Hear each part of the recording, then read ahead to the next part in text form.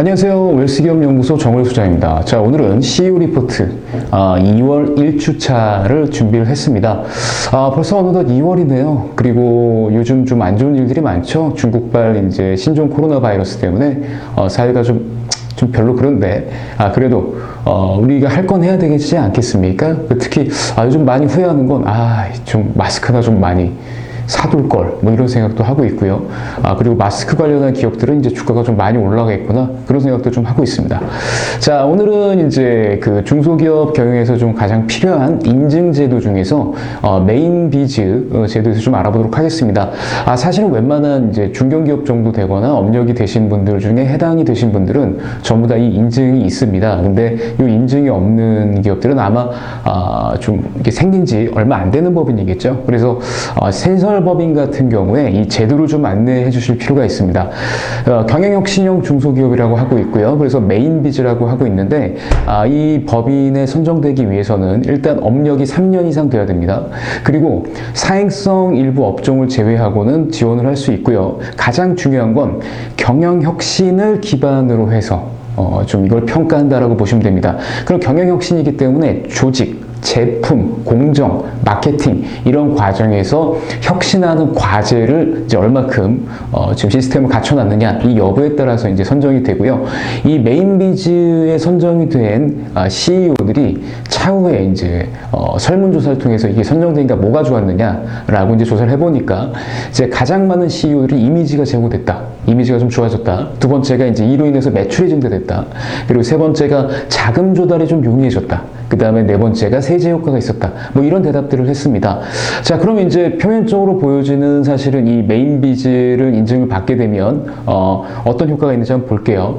일단 조달청 입찰 시 가점이 세무조사가 유예가 됩니다. 진짜 좋죠. 최대 7년 동안 유예가 되는 게 있고요.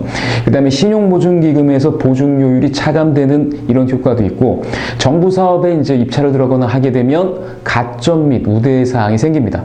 그리고 뭐 한국은행이라든가 NH 이런 금융에서 대출이나 자금을 조달할 때 역시 여기에도 혜택이 있죠. 그래서 이러한 혜택들 때문에 이제 메인비즈를 보통 많이 신청을 하시게 되는데, 신청 방법은 다음과 같습니다.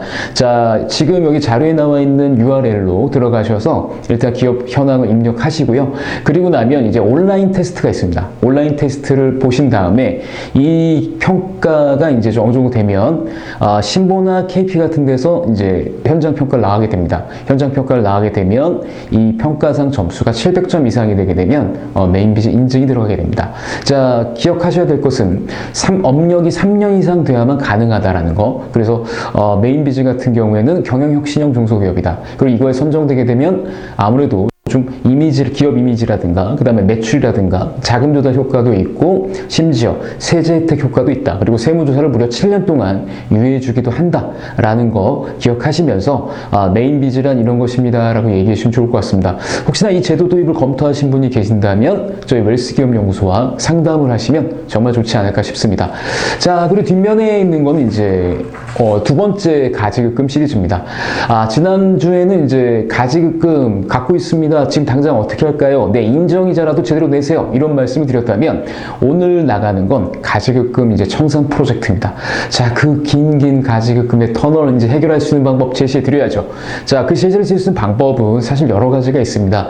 가장 이제 답답하지만 위험성이 거의 없는 방법은 매번 월급 중에 일부를 쪼개서 가지급금을 갚으면 됩니다. 그런데 이 방법은 사실 가지급금이 얼마 되지 않는 CEO들에게 괜찮은 방법이죠. 그런데 가지급금이 뭐 10억, 20억, 30억 된다.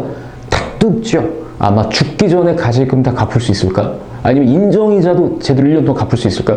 뭐 이런 생각들을 하게 됩니다. 사실 가지급금 10억 있으면 연간 인정이자가 4,600만 원이고 20억이면 7,600이에요. 4,600이니까 네, 죄송합니다. 9,200입니다. 자, 이거 언제 갚겠습니까? 그래서 이런 경우는 월급으로 조금씩 상환하는 경우는 가지급금이 작은 경우에 해당이 되고요.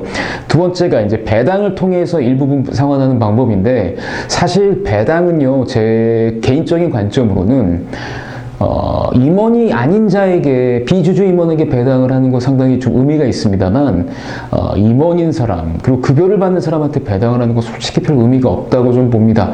왜냐면요, 배당의 단점은 첫 번째가 비용 처리가 안 되는 거죠. 자, 비용 처리가 안 된다고 하면 뭐랑 똑같습니까? 인정상여 처분받는 거 똑같아요. 그래서 별로 이건 메리트가 없다. 그래서 배당은 예를 들면 뭐 초과 배당 형태로 뭐 여러 자녀들한테 배당 잡아놨다가 얘를 자녀들 거를 뭐 차용증을 써서 다시 돈을 빌려서 뭐 가지금 상환하는 방법, 이렇게 해서 세율을 좀 세율을 좀 낮추고 이렇게 해서 좀 세금을 좀 적게 내는 방법, 요거 외에는 특별하게 메리트는 없다고 봅니다. 근데 하지만 급하면 이거라도 해야죠. 자, 그다음에 이제 세 번째가 이제 뭐 CEO의 뭐 특허권이나 아니면 뭐 상표권 같은 산업재산권이 있다면 얘를 이제 회사에 매각함으로써 상환하는 방법입니다. 이 방법도 많이 쓰는 방법 중에 하나인데 단 단점이 한 번 있죠. 금액이 너무 크거나 너무 많이 한꺼번에 하기가 좀 어렵습니다.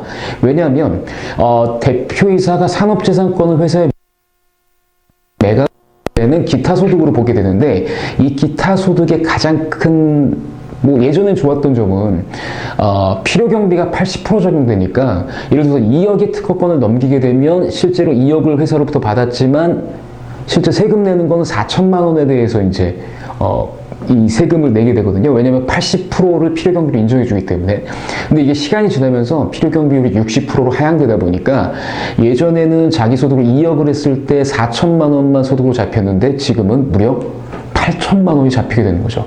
그래서 이제 이런 세금 부담이 좀 커지게 되고, 그리고 실제로 요즘에 특허권을 좀 너무 이렇게 과도하게 아니면 좀 뭐 금액을 너무 좀 과하게 이렇게 하시게 되면 관할세무서에서 아무래도 좀 제대로 볼 수 있는 이런 그 개연성 때문에 사실은 조금 위험하긴 합니다만, 위험하다게 얘기하기보다는 그렇게 크지 않는 금액에선 괜찮지만, 근데 금액을 크게 되면 이것도 역시 좀 쉽지 않다. 특히 이 특허권을 매각하는 사람 입장에서는 세부담이 너무 많이 커진다라고 보시면 되겠고요. 네 번째는 이제 CEO의 개인 자산을 매각하는 방법입니다. 근데 이것도 솔직히 좀 쉽지는 않죠. 왜냐하면 CEO의 개인 자산이라고 하게 되면 가장 좋은 게 이제 부동산 같은 건데, 근데 부동산 지금 팔면 어떻게 됩니까? 네. 지금 요즘 기준시가가 많이 올랐기 때문에 실제로 이 양도 차익에 대한 과세도 무시 못한다는 거죠. 그리고 이제 요즘에는 또 개인자산 평가 부분에 있어서 작년에 이제 상증법 시행령이 개정이 되면서 특히 이제 거래가액의 실거래가 형성되지 않는 이런 건물이나 토지 같은 경우는 관할세무서장이 직권으로 얘를 감평을 할 수 있게끔 돼 있거든요. 그럼 이게 실제로 이런 번거로움과 여러 가지 문제 때문에 사실은 좀 얘도 좀 고민은 좀 스럽다. 그 다음에 또 하나가 대표이사가 자신 갖고 있는 자산 중에 좀 쉬운 건 사실 주식이잖아요. 그 회사 주식. 근데 그 회사 주식을 이제 회사에 파는 자기 주식을 실행할 수 있는데 자기 주식 같은 경우도 사실은 이제 별 메리트가 없어요. 왜냐하면 자기 주식 많이 했었던 2015년 이때만 하더라도 양도소득세율이 10%밖에 안 됐는데 지금은 20%가 되고요. 3억을 과세 표준이 3억을 초과하게 되면 25%까지 가기 때문에 이건 별로 이렇게 메리트가 없다고 봐야죠. 그래서 사실은 뭐 세금 부담 때문이라도 이건 좀 어렵다. 그래서 개인 자산을 법인에 매각을 하거나 이럴 때도 뭐 양도세라든가 이런 거 어떻게 하면 줄일 수 있는지, 특히 양도세를 줄이려면 취득가액을 높여야 되잖아요. 그럼 취득가액을 높여서 어떻게 절세할 수 있는지 여기에 대한 고민들을 좀 해결해 주셔야 됩니다. 그래서 중요한 거는 가지급금 청산은 가장 좋은 방법이 일시로 해결하는 건데, 일시 해결하는 거는 아무래도 세금 부담이 크거나 아니면 그렇죠, 위험할 수가 있죠. 뭐 세무당국에 조사를 부를 수 있거나 아니면 좀 절차가 불합리하거나 이렇게 되면 좀 오히려 가산세를 물거나 하는, 아니면 세무조사를 받게 되거나 이런 문제가 생길 수 있는데, 그래서 전문가랑 상의하셔서 이 가지급금 청산에 대한 스케줄을 세우시고 이 스케줄대로 좀 가셔야 되지 않을까 싶습니다. 자, 그래서 일단 오늘 2월 1주차 이 CEO 리포트는 두 가지로 보시면 되죠. 첫 번째가 메인비즈 혹시 받으시고 계십니까? 아니면 요번에 신청 한번 해보시겠습니까? 이런 니즈를 한번 불러일으켜 주시고, 두 번째는 가지급금이 있으신 CEO라면 어떻게 이제 이를 청산해야 될까? 이 큰 그림을 잡는 AP 정도 하시면 괜찮지 않을까 싶습니다. 자, CEO 리포트 2월 1주차 프리뷰 여기서 마치는데요. 항상 보니까 조회수보다 이렇게 좀 좋아요 이거는 뭐, 그리고 구독 버튼 이런 거 좀 눌러주시면 좋지 않을까 싶습니다. 자, 다음 주에 더 좋은 콘텐츠로 다시 돌아오겠습니다. 안녕!